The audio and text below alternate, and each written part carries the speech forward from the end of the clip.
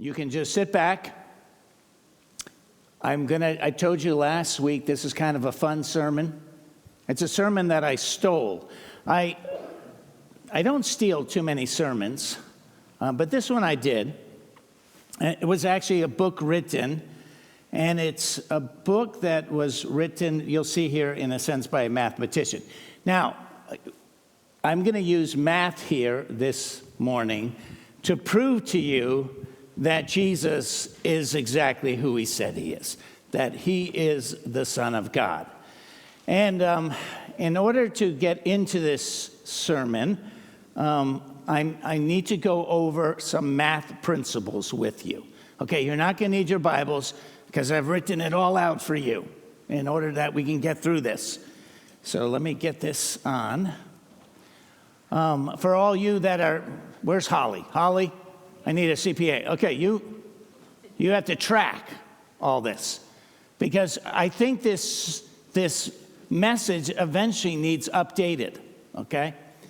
Okay, so if I have one die, and I know pastors aren't allowed to touch dice, okay, unless it's Yahtzee. Okay, if I have one die, what's the chances that I would roll a 6? 1 out of 6. Does everyone understand that? Have I lost anyone? What's the chances of me rolling a 2? What? 1 out of 6, right? Okay, now this is going to get a little bit more complex now. Okay, what's the chances of me, I got 2 dice, and rolling a 6 and a 6? 1 out of 36. Now, how did you figure that out? Don't go so fast? Oh, tell Holly not to go. So the way you figure it out is you first figure out what's the probability of 1 dice. It's 1 out of 6. The probability of rolling a 6 on the second die is 1 out of 6. You actually multiply that together. So 1 time out of 36 rolls will be 2 6s. So everyone follow that? Okay. Is there anyone here that's lost and there's just no way you're going to admit to this? Okay. All right. Now we're going to get one step more.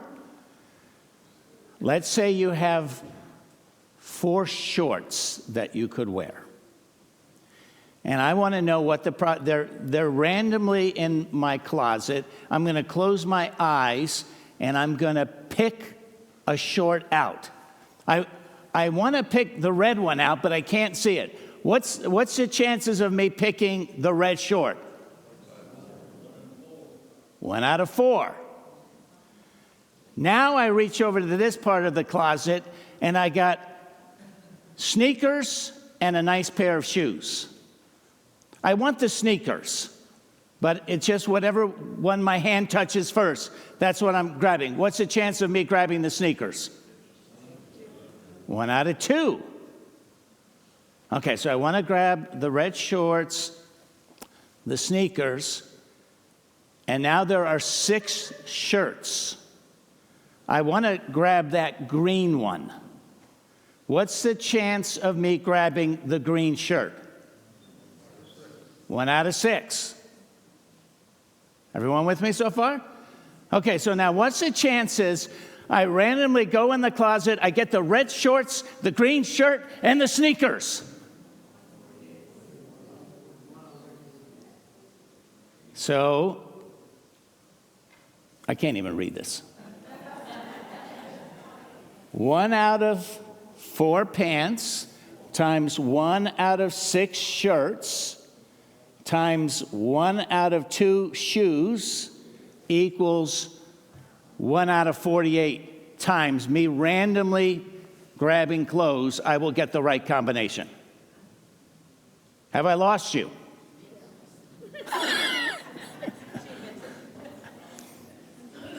You figure out the chance for each item, and then you multiply the bottom number together. So you multiply 1 out of 4 pants, 4. 1 out of 6 shirts, 4 times 6 is 24, times 1 out of 2, I'll get the right shoes.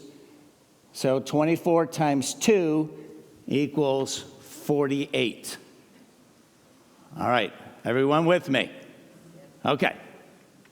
That's it. That's the only math you need to know to understand this amazing sermon. So there was a guy, what is a Googleplex? This is for you that do crossword puzzles.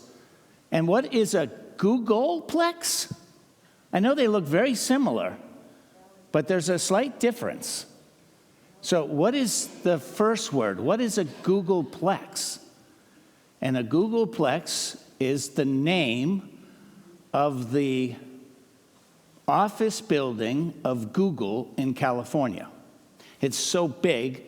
And Google, that name comes from Googleplex, meaning huge, unfathomable, okay?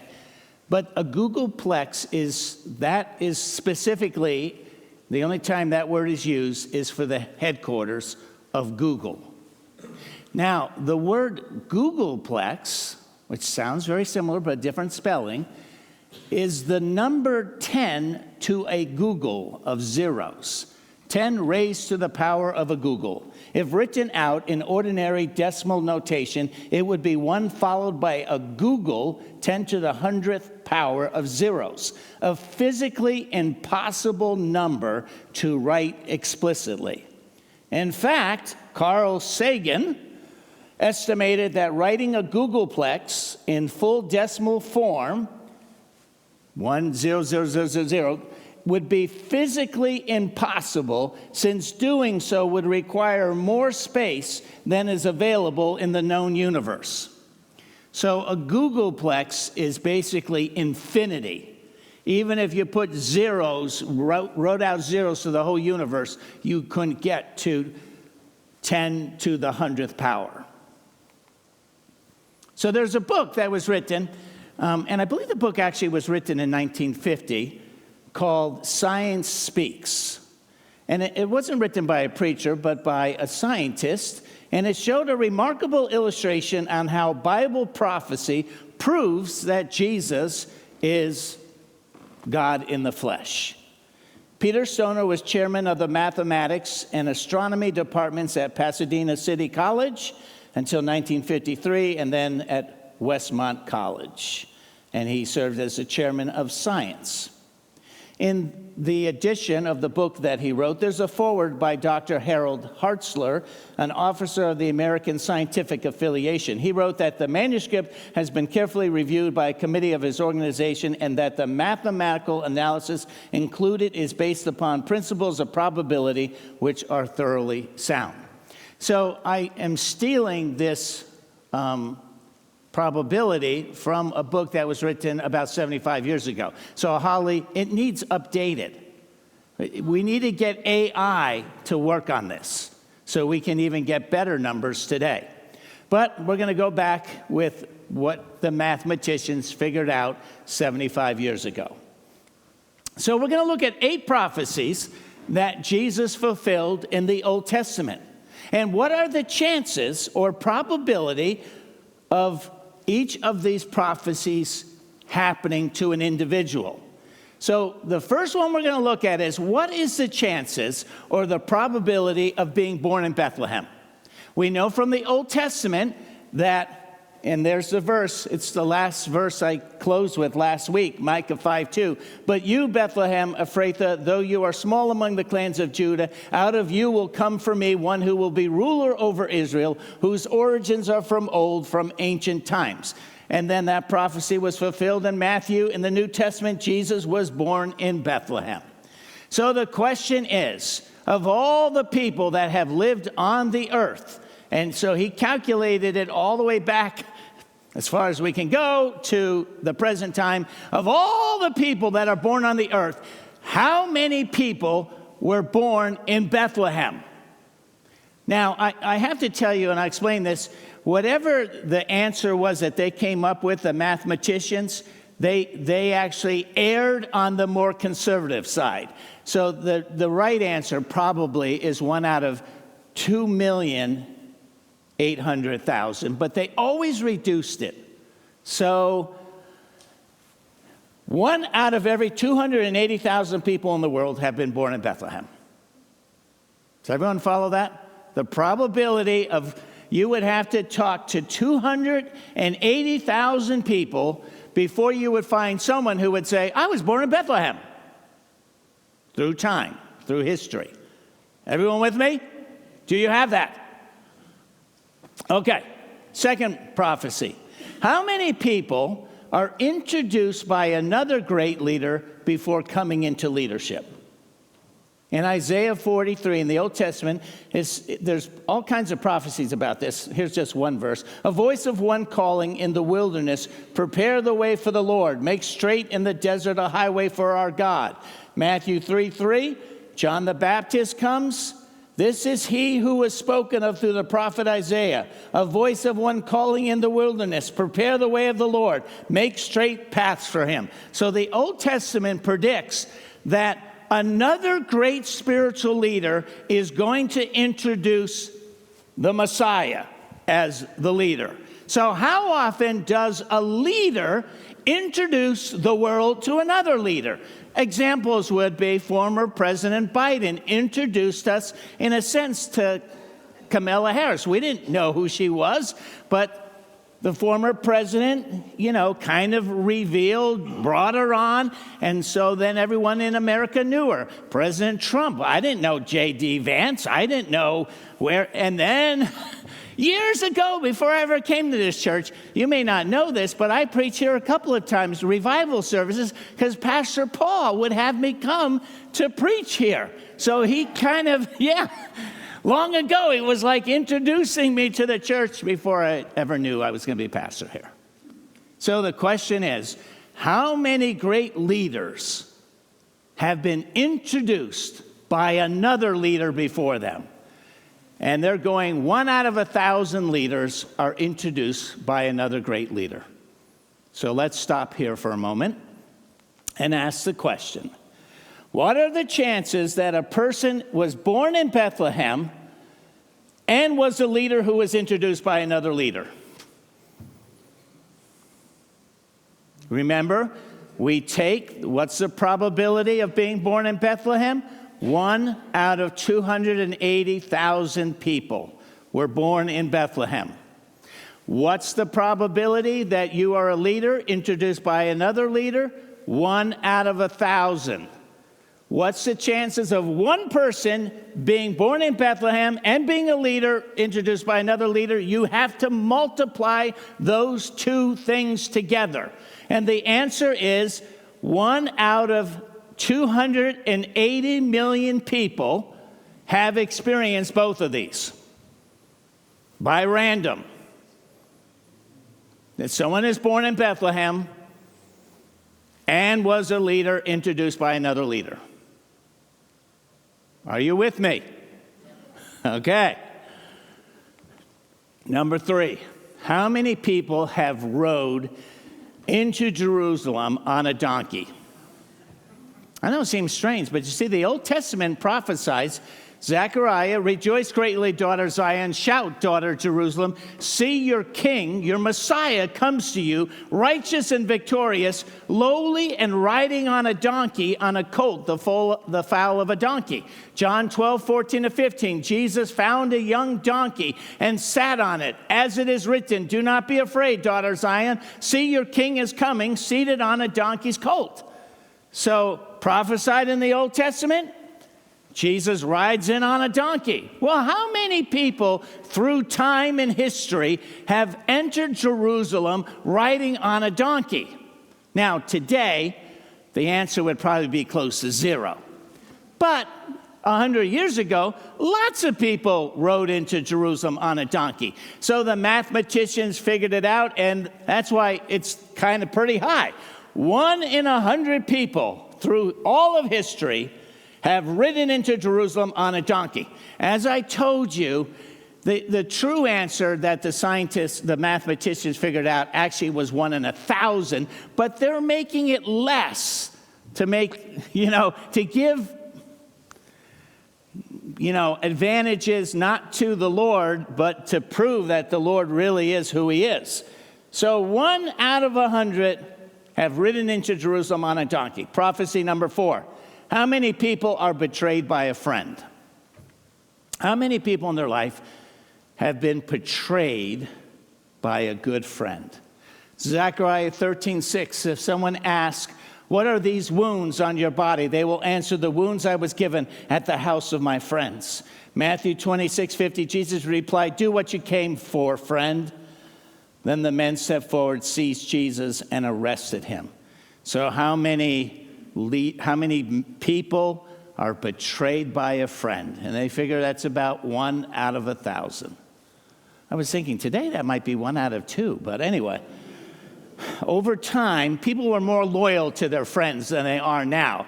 There's lots of proverbs. Never forsake your friends or the friends of your parents. 5th prophecy. How many people are betrayed for the sum of 30 pieces of silver? In the Old Testament, Zechariah 11:12, I told them, if you think it best, give me my pay, but if not, keep it. So they paid me 30 pieces of silver. Matthew 26:14-15, then one of the 12, the one called Judas Iscariot, went to the chief priests and asked, what are you willing to give me if I deliver him over to you? So they counted out for him 30 pieces of silver. So for those who are betrayed, how many of them are betrayed not for 25 pieces of silver, not for gold, not for diamonds, not for money, but for 30 pieces of silver? And they estimate 1 in 1,000 are betrayed by 30 pieces of silver if they're betrayed. Prophecy number 6. How many people then take the money that they got from betraying someone and they throw it into church? They throw it into the house of God, where then the money is used to buy a cemetery. Whoa. Zechariah, and the Lord said to me, throw it to the potter, the handsome price at which they valued me. So I took the 30 pieces of silver and threw them to the potter at the house of the Lord. Matthew 27:5. So Judas threw the money into the temple and left. Then he went away and hanged himself. The chief priests picked up the coins and said, it is against the law to put this into the treasury, since it is blood money. So they decided to use the money to buy the potter's field as a burial place for foreigners.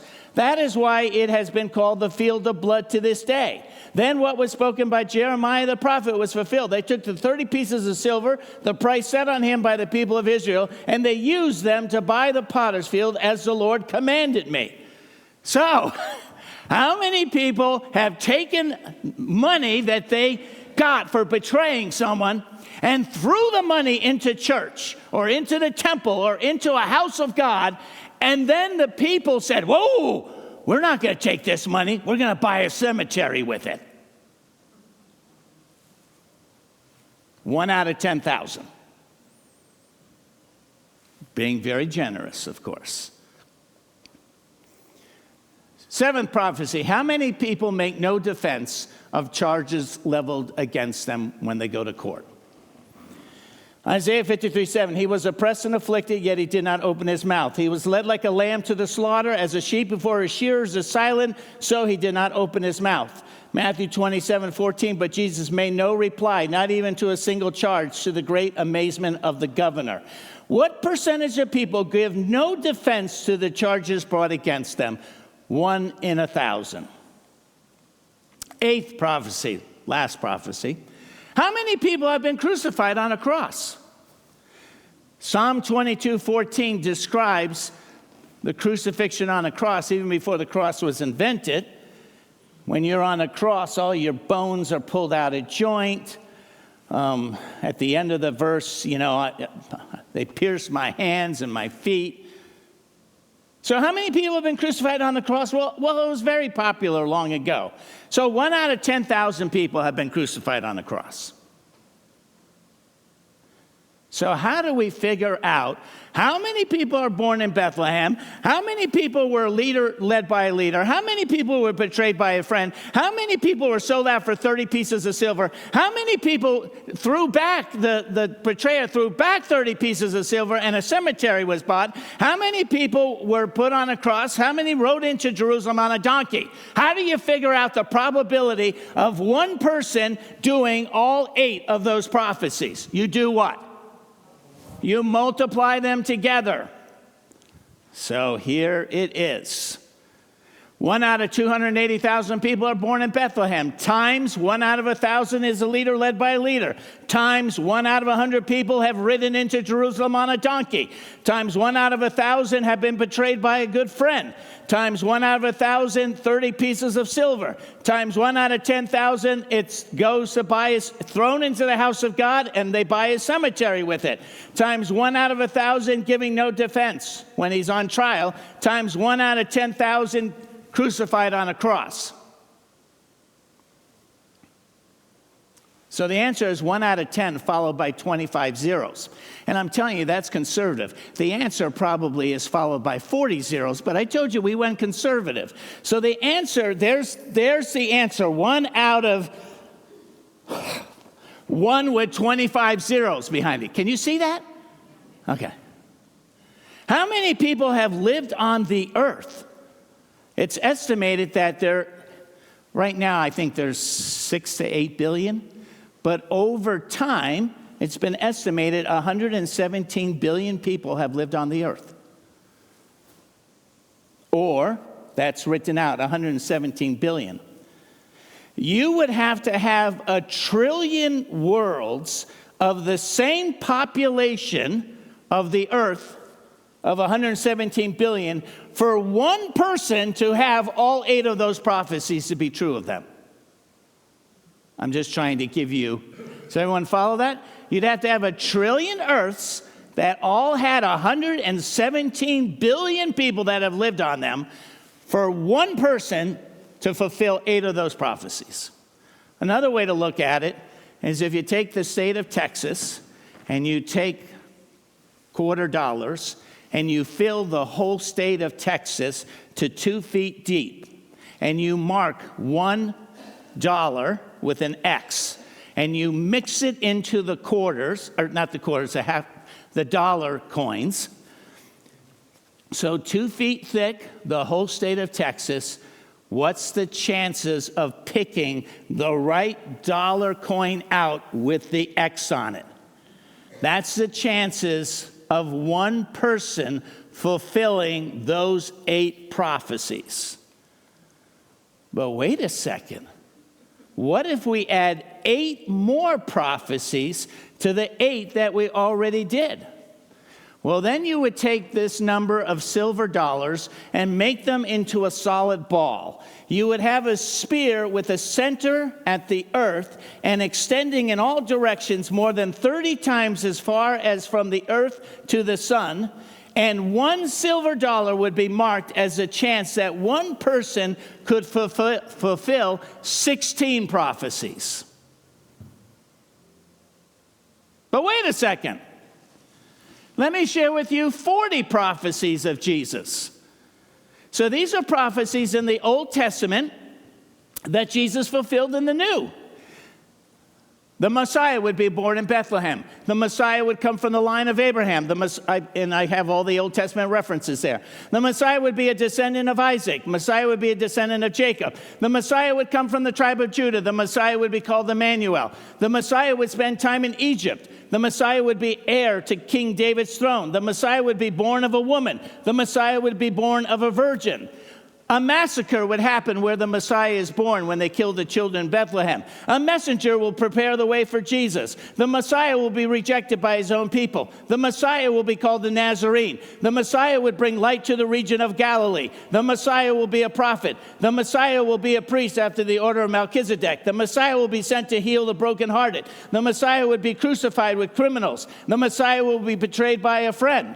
The Messiah would be spat on and struck. The Messiah would be be worshiped by little children. The Messiah will be called king. The Messiah will speak in parables. The Messiah will enter Jerusalem on a donkey. The Messiah will be hated for no reason at all. The Messiah will be given vinegar to drink on the cross. The soldiers will gamble for his clothing. The Messiah will be falsely accused. The Messiah will be silent before his accusers. The money to betray Jesus will be used to buy a potter's field. The Messiah would have his hands and feet pierced. The bones of the Messiah will not be broken. The Messiah will be forsaken by the Father. The Messiah will pray for his enemies. The Messiah will have his side pierced. The Messiah will be mocked and ridiculed. The Messiah will be buried with the rich. The Messiah will resurrect from the dead, and the Messiah will ascend to heaven. For these 40 prophecies to take place, when you calculate out the probability, you now have to fill the galaxy. Let me see, do I have? Yeah. You would have to fill the whole known galaxy with dollar coins. The whole known galaxy with dollar coins, with one coin with an X on it, for one person to have fulfilled those 40 prophecies. But wait a second. I'm not done. Here's the kicker. Jesus didn't just fulfill 8 prophecies. He didn't fulfill just 40 prophecies. He fulfilled, and there's a debate. The minimum is at least 300 prophecies in the Old Testament, but it could be as high as 400 prophecies. Do you know what the chances are of one individual fulfilling 300 prophecies? It is a Googleplex. You couldn't even begin to write out how large that number would be. The chances of one person. And I know there are people who try to figure this out, that Jesus somehow read the Old Testament and tried to do it himself. Okay, I got 300 prophecies I got to fulfill. So I got to arrange everything for that to happen to me. Actually, if you study that, it is literally like impossible. Oh yeah, maybe he could figure out, hey, I need to ride a donkey into Jerusalem, because that's one of the prophecies I got to fulfill. The mathematicians that study this, I'm like, this is why AI it'd be great. They had to do this old-fashioned way, the probability mathematicians. I would love to know what AI would actually calculate out today, the chances of one person fulfilling all of those probabilities. Math proves that Jesus is the Son of God. Father, we stand amazed, just amazed that for thousands of years there were all kinds of prophecies about who the Messiah would be and how to identify him. And it wasn't just a couple prophecies, it was over 300 prophecies that Jesus fulfilled in his first coming. There are even more prophecies about his second coming. And every one of them is going to occur and happen. You are amazing, Lord. There is only one person who could ever fulfill all those prophecies, and that would have to be the Son of God. And so, Lord, help us to be more solid in our faith, that even math proves who Jesus is. In your name we pray, amen.